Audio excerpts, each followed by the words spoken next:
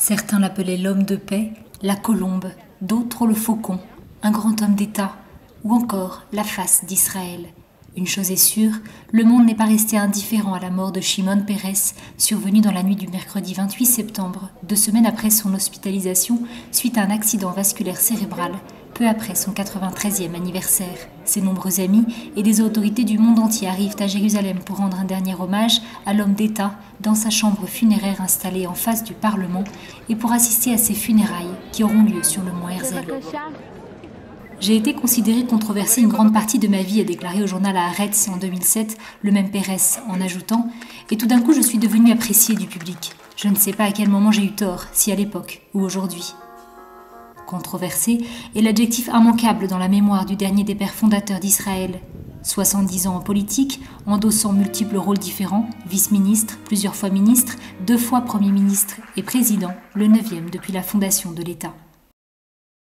Nous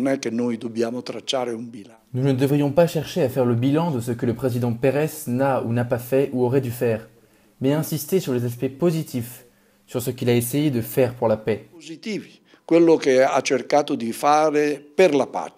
Le passage d'un rejet de tout compromis avec le monde arabe à l'engagement pour la paix. Les accords d'Oslo en 93, premier pacte de l'histoire signé entre Israël et la Palestine, lui valurent le prix Nobel de la paix, en même temps que le premier ministre Yitzhak Rabin et que le dirigeant de l'Organisation pour la libération de la Palestine, Yasser Arafat. En 96, il fonde le centre Peres pour la paix à Jaffa pour favoriser le dialogue entre juifs et arabes et entre Israël et ses voisins. Il a reçu 3 papes en Terre Sainte, les papes Jean-Paul II, Benoît XVI et François, et l'idée d'une rencontre au Vatican avec l'actuel pape et Abou Mazen le 8 juin 2014 venait de lui.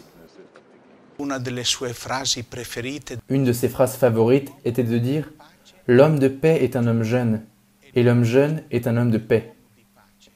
Je pense que cette phrase, qui est aussi une phrase pleine de contradictions, parce qu'il était un homme plein de contradictions, exprime bien sa personnalité.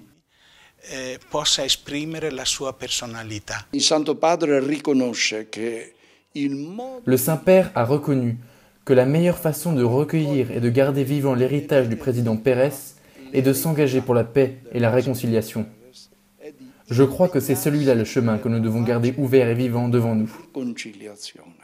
Io credo che sia questo il cammino, che dobbiamo tenere vivo e aperto dinanzi a noi.